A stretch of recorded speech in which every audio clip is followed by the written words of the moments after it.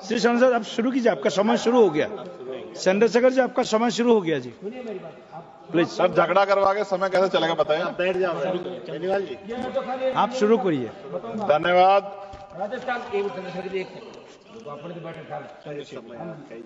चंद्रशेखर जी आप बताइए, शुरू कीजिए।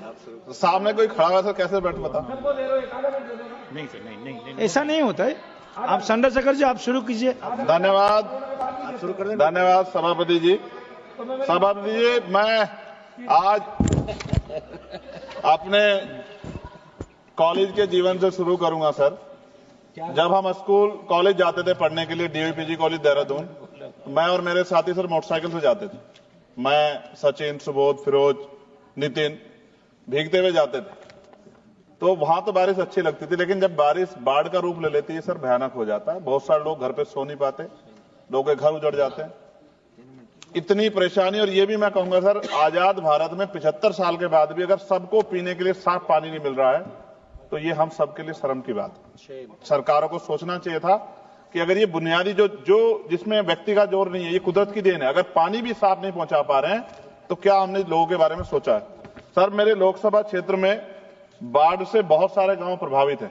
हर बार योजना बनती है लेकिन परमानेंट सोल्यूशन नहीं होता। मालन नदी, कोटा वाली नदी, गंगा बाढ़ क्षेत्र, छोया नदी, शाहपुर कुचियान, लाहक कला, रामपुर चाडा, पीतमगढ़, घोषपुर, बोरकी, रानीपुर, हामिदपुर, माखन सादात, बूढ़ावाला, तुकमापुर, भवानीपुर, चमरावाला, जगुआवाला, तोफिक वाला। जब रामगंगा का पानी कालागढ़ डैम से छोड़ा जाता है रामगंगा में, तो कानपुर को आवश्यकता होती है, तो उससे भी बाढ़ आती है सर हमारे यहाँ। मनोहर वाली, भूतपुरी, मुबारकपुर, गावड़ी, घोसियावाला, सातनगर, मनोटी, रामसावाला, हफीजाबाद, बिहारीपुर, पीपरजोत, मुकरपुरी, बेरखेड़ा, सिपाहीवाला, मिलक, कोप्पा, नाथाडोई, मनोदरा, नंदगांव और नया गांव। जमीन कट जाती है सर, जमीन कट जाती है सर, फसल बर्बाद हो जाती है, ना मुआवजा मिलता, ना लोगों को नींद आ पाती। इसका परमानेंट सोल्यूशन जब तक सर नहीं होगा, तब तक हमारे लोगों का भला नहीं हो सकता है, हमारे क्षेत्र का, हमारे लोकसभा क्षेत्र नगीना का भला नहीं हो सकता है।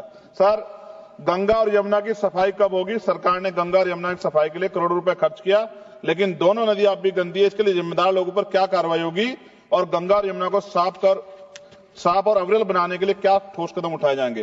फैक्ट्रियों का गंदा पानी रोकने के लिए क्या कदम उठाए जा रहे हैं? सरकार कहती है कि फैक्ट्रियों से गंगा और यमुना में गंदा पानी नहीं जाएगा, लेकिन ऐसा हो रहा है, इसे रोकने के लिए सख्त कदम उठाए जाएं। गंदे पानी को साफ करने के लिए प्लांट कब तक बनेंगे? गंगा और यमुना के किनारे कई ट्रीटमेंट प्लांट बनने थे, लेकिन अब तक काम पूरा नहीं हुआ। देरी के लिए जिम्मेदार ठेकेदारों पर सरकार क्या कार्रवाई करेगी? सीवर का पानी यमुना में क्यों मिल रहा है? दिल्ली और आसपास के शहरों में लाखों लीटर गंदा पानी यमुना में बहा जाता है। सरकार से रोकने के लिए क्या कदम उठा रही है? गंगा के जीव जंतुओं की रक्षा कैसे हो? गंगा में पाए जाने वाले डॉल्फिन और अन्य जीव संकट में इनकी सुरक्षा के लिए सरकार ने क्या कदम उठाया और उनका क्या असर हुआ? नमामि गंगे योजना सफल हुई या नहीं? सरकार कहती है कि नमामि गंगे योजना सफल हुई, लेकिन जमीनी सच्चाई कुछ और है। क्या सरकार इसकी जांच स्वतंत्र से कराएगी? यमुना की सफाई के लिए बनी योजनाएं क्यों फेल हो रही है? यमुना एक्शन प्लान और अन्य योजनाओं पर करोड़ रुपए खर्च हुए, लेकिन कोई खास असर नहीं दिख रहा। क्या सरकार इसकी स्वतंत्र एजेंसी जांच कराएगी?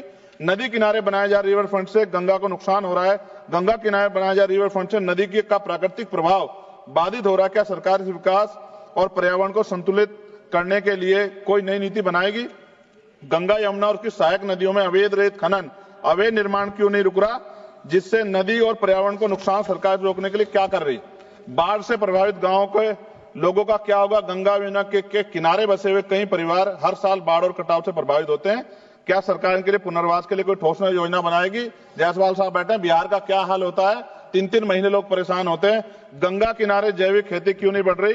गंगा किनारे जैविक खेती को बढ़ावा देने के लिए बात कही गई थी, लेकिन इसका असर कम दिख रहा है। सरकार इस योजना को सही तरीके से लागू कराने के लिए क्या करेगी? दोनों नदियों के संरक्षण के नाम पर कई योजना बनी, लेकिन उनके नतीजे साफ नहीं दिख रहे हैं। यमुना बचाने के लिए जनता की भागीदारी जरूरी है। क्या सरकार कोई ऐसा अभियान चलाएगी ताकि लोगों को यमुना बचाने में योगदान कर सकें? सर, हर घर को साफ पानी कब मिलेगा? सरकार ने हर घर में नल से जल देने का वादा किया था, लेकिन अभी भी कई गांवों में लोग गंदा पानी पीने को मजबूर हैं। क्या सरकार सुनिश्चित करेगी सभी को साफ पानी और सुरक्षित पानी मिले? ग्रामीण व शहरी क्षेत्रों में पानी की पाइपलाइन बिछाने में देरी क्यों हो रही है? कई इलाकों में पाइपलाइन अधूरी पड़ी है, जिससे लोगों को परेशानी हो रही है। सरकार कब तक सभी जगह पानी की पाइपलाइन काम पूरा करेगी? हैंडपंप और कुएं क्यों खराब पड़े? गांव और कस्बों में लगे कई हैंडपंप कुएं खराब हैं, लेकिन उनकी मरम्मत नहीं हो रही है। सरकार इनकी मरम्मत और देखभाल के लिए क्या कर रही है? गंदे पानी से बीमारियां क्यों बढ़ रही हैं? कई जगह गंदा पानी पीने से लोग बीमार हो रहे हैं। सरकार गंदे पानी को साफ करने और बीमारियों को रोकने के क्या ठोस कदम उठा रही है? शहरों में गटर का पानी सड़कों पर क्यों बह रहा है? कई शहरों में सीवर लाइनें जाम है और गंदा पानी सड़कों पर बह रहा है। क्या सरकार सीवर व्यवस्था सुधारने के लिए कोई ठोस कदम उठाएगी, योजना बनाएगी? खत्म कर रहा हूं सर, आखिरी बार सर, पीने का पानी जो सर नलके में खराब हो गया है, उससे बीमारियां हो रही है, बड़ी गंभीर बीमारियां, लेकिन सरकार का ध्यान इसकी तरफ नहीं है। पानी की बर्बादी रोकने के लिए क्या किया जा रहा है? कई जगह पाइपलाइन लीक हो रही है और हजारों लीटर पानी बर्बाद हो रहा है। क्या सरकार इस बर्बादी को रोकने के लिए कोई योजना बना रही है? गिरते भूजल स्तर को बढ़ाने के लिए क्या सरकार कोई संरक्षण नीति ला रही है? पानी और स्वच्छता की योजनाओं में पारदर्शिता कब आएगी? सरकार ने कई योजनाएं शुरू की थी, लेकिन उसके नतीजे स्पष्ट नहीं दिख रहे।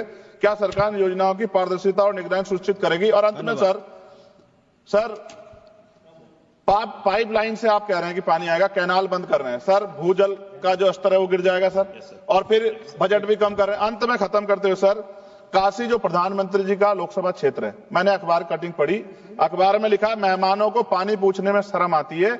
ये हालात प्रधानमंत्री के क्षेत्र में, उत्तर प्रदेश के मुख्यमंत्री गोरखपुर से डूब जाता है पूरा सर। धन्यवाद सर 1 मिनट 30 सेकंड दे दीजिए सर 30 सेकंड खत्म कर रहा हूं सर। मैं ये कहना चाहता हूं, उत्तर प्रदेश में नेपाल का पानी आता है, लखीमपुर खीरी, पीलीभीत, ये पूरा एरिया डूबता है सर। इस समस्या से निजात दिलाने के लिए परमानेंट सोल्यूशन हो जाए। इसके नाम पे पैसों का एयर फेयर करके काम नहीं चलेगा। बहुत बहुत धन्यवाद सर, आपने मुझे मौका दिया। श्री और ऐसी खबरें देखने के लिए सब्सक्राइब कीजिए हमारे यूट्यूब चैनल को। वीडियो पसंद आए तो लाइक, कमेंट और शेयर जरूर कीजिए। शुक्रिया।